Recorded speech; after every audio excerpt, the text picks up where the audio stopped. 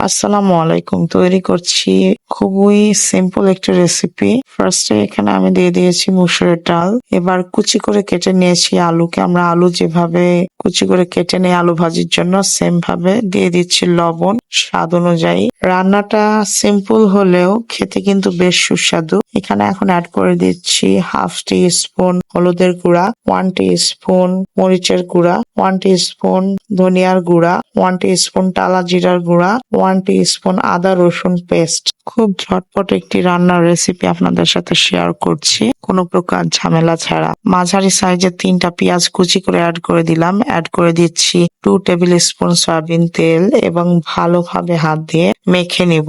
যারা আমার চ্যানেলটিতে সাবস্ক্রাইব করেননি তারা আমার চ্যানেলটিতে সাবস্ক্রাইব করে পাশে থাকা বেল বাটনের অল অপশনে ক্লিক করে দিবেন পরবর্তী নোটিফিকেশনের জন্য। এবং যারা ফেসবুক থেকে দেখছেন তারা আমার পেজটিতে লাইক ফলো দিয়ে পাশে থাকবেন পরবর্তী নোটিফিকেশনের জন্য। ভালোভাবে মেখে নেওয়া হয়ে গিয়েছে। এ পর্যায়ে অ্যাড করে দিলাম পরিমাণ মতো পানি। অ্যাড করে দিচ্ছি ফালি করে রাখা কাঁচামরিচ। চুলোয় এখন দিয়ে মিডিয়াম আছে ঢাকনা দিয়ে ঢাকা দিয়ে বলক আসা পর্যন্ত অপেক্ষা করব। এ পর্যায়ে দেখতে পাচ্ছেন বলক চলে এসেছে। আমি একটু নাড়াচাড়া করে নিলাম এবং এখানে আবারও ঢাকনা দিয়ে ঢাকা দিয়ে অপেক্ষা করব ডাল গলে আসা পর্যন্ত। চুলোর আঁচ মিডিয়াম আঁচে রেখেই আমাদেরকে ডালটা গলে আসা পর্যন্ত সিদ্ধ করে নিতে হবে। যতক্ষণ ডাল গলে না যাবে কিছুক্ষণ পর পর ঢাকনা দিতে হবে এবং ঢাকনা তুলে নাড়াচাড়া করে আবার ঢাকনা দিয়ে ঢাকা দিয়ে দিতে হবে। এ পর্যায়ে আমি আবার একটু নেড়েচেড়ে নিচ্ছি। এ পর্যায়ে ডাল সিদ্ধ হয়ে গিয়েছে। এখন আমি ডাল ঘুটনি দিয়ে ভালোভাবে ডালটাকে ঘুটে নিচ্ছি। রেসিপি যেমন সহজ তেমন সুস্বাদু। এখন ডাল ঘুটে নেওয়া হয়ে গিয়েছে। একটি কড়াইয়ে হালকা তেল দিয়ে মিডিয়াম আঁচে ডিম ভেজে নিচ্ছি। এখানে শুধু আমি ডিম লবণ দিয়ে ভালোভাবে ফেটে কড়াইয়ে ভেজে নিচ্ছি। এই রান্নায় বেশ কয়েকবার তেল ব্যবহার করেছি, এ কারণে ডিমগুলো হালকা তেলে ভেজে নিচ্ছি।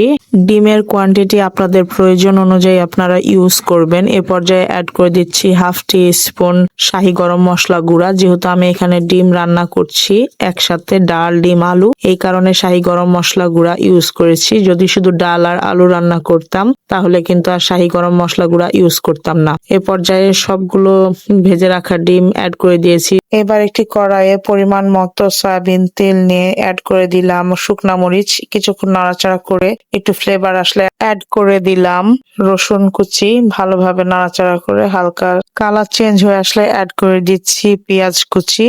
পেঁয়াজ কুচি অ্যাড করে ভালোভাবে নাড়াচাড়া করে চুলার আঁচ মিডিয়ামে রেখে পেঁয়াজ কুচিগুলোকে ব্রাউন কালার করে ফ্রাই করে নিতে হবে। খেয়াল রাখতে হবে যেন শুকনা মরিচ রসুন পেঁয়াজ পুড়ে না যায়। শুকনা মরিচ রসুন এবং পেঁয়াজ অনবরত নাড়াচাড়া করে যেতে হবে, নাড়াচাড়া থামানো যাবে না তাহলে পুড়ে যাবে। এ পর্যায়ে দেখতে পাচ্ছেন কালার চেঞ্জ হয়ে ব্রাউন কালার ধারণ করেছে। এ পর্যায়ে আমি সিদ্ধ ডালে বাগার দিব অথবা তেলে দিয়ে নিব।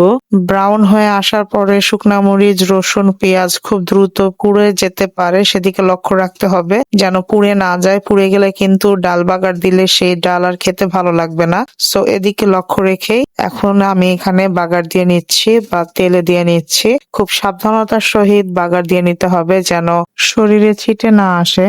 এ পর্যায়ে বাগার দেওয়া কমপ্লিট হয়ে গিয়েছে। আমি আবারও একটু ভালোভাবে নাড়াচাড়া করে নিচ্ছি। এখানে আরো কিছুক্ষণ ভালোভাবে জাল দিয়ে নেব, টেস্ট করে নিচ্ছি সবকিছু পারফেক্টলি আছে কিনা। এ পর্যায়ে ভালোভাবে ক্লিন করে ধুয়ে রাখা ধনিয়া পাতাকে কুচি করে অ্যাড করে দিচ্ছি একটি সিজারের সাহায্যে।